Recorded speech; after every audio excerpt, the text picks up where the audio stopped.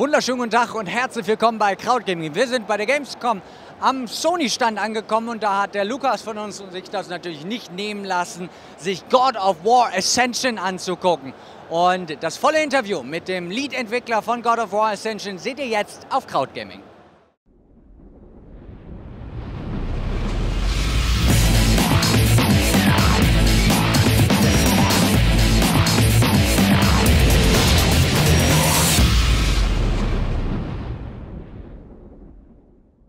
So to top the gameplay in God of War Ascension, what we've done is we've added a new tether mechanic where you grapple enemies and you can stay in control of them. We've added a new world weapon system where the world weapon can be mapped to the circle button. You got like a sword and you've got like a club, and those will mix with Kratos' abilities while you're fighting. We also added a new rage mechanic so that as you do evades and you do combos and stuff like that, your guy gets better and better, and he builds this rage meter. And as he builds a rage meter, your whatever element is imbued into your weapon, in this case fire, you start catching enemies on fire, you start doing a lot more damage, you increase that rage amount, and then your special attacks do even more damage. So we've taken a look at a lot of things in our combat, and we've made them better, we made them more visceral, and I think even you got to play the Juggernaut, and you got to fight against him where you did the buttonless minigame, where it felt like it was already combat, where you were evading with the left analog stick and you were pressing the face buttons to do attacks. Let's come to the Juggernaut. So far you almost only used monsters from the Greek mythology, but now the Juggernaut is something completely different.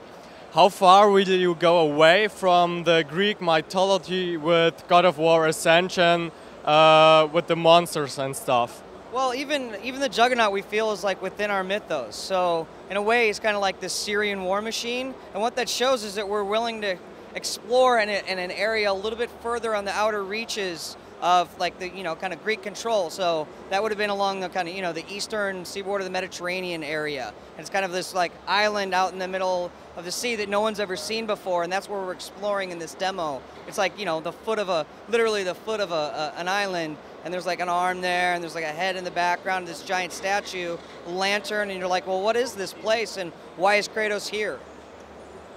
Okay, so let's talk about the multiplayer. I think you took a far step of making the multiplayer. A lot of people wanted it, a lot of people were skeptical, but so far it looks good. You can play a lot of different heroes. How far will you be able to skill those heroes up and make them more different to play from Kratos? Okay, so the multiplayer is a very ambitious project that we've taken on. The designers are extremely passionate about it. Our entire studio is extremely passionate about it. So it's exciting that we finally get people to put their hands on it and play it. And we've gotten great feedback. I think it's fun, and I think that's first and foremost what we're going for. But you have 8 people playing, so what you need to do is you need to be able to have, first of all, you need to have some engagement with your avatar. You want to be able to customize your armor pieces, so you're going to be able to customize which armor you're wearing. You're going to be able to customize what weapon you use, so you'll be able to choose between a sword, a hammer, a spear, and gauntlets. And that kind of gives you a style on how you're going to combat against guys. But it's not just that, those skins for those weapons will change, and based on what weapon skin you choose, you'll have different specials for that weapon as well. So you'll have a large variety of just attacks that you can use. But that's kind of the tip of the iceberg. We also, you go a little bit further, you get to choose your allegiance and which god you're going to basically give favor to. And the more favor you gain for these gods, the more gifts they shower you in. So let's say you're going to be aligned with Zeus. Zeus is more of a magician. You're going to be gaining favor with him. He's going to be giving you really cool abilities. He's going to be giving you really cool magics. And when you fight, you're going to feel like more and more powerful magician when you're fighting against guys. So maybe you use a sword, or maybe you use the hammer, but you're also aligned with Zeus, and that kind of dictates how do you play. Or maybe you want to be more of a support character, so you use Poseidon. So if you use Poseidon and I use Zeus, and we play together, and I use the hammer, I'm knocking guys up in the air, and I'm grabbing them, and I'm throwing them out, and you're using the sword, and you're basically doing combos on them like crazy. We've got a pretty good team together, but we're very different from one another. You've got your own look, I've got my own look. You use your own weapon, I use my own weapon. You've got your own allegiance, I've got my own allegiance. And if you keep playing, we're just going to get better and better. The options will become more and more on how you can customize your guy. And I think people, I especially think our fans, they're really going to love it. Okay, so in the multiplayer demo, we saw those Titan-sized Cyclops. Will there be some monsters of this size in the campaign again? I think there's one thing you can come to expect from the God of War franchise and from Sony Santa Monica is that we've developed Titan technology and we're going to continue to use it in whatever game that we make from here on out. That's awesome. So one last question. A few weeks before, there was the big discussion about violence against women in video games based on the Lara Croft Tomb Raider reboot. And you said that you will make Kratos not be so violent against women. So, but I think Kratos had shown in every game violence against everyone.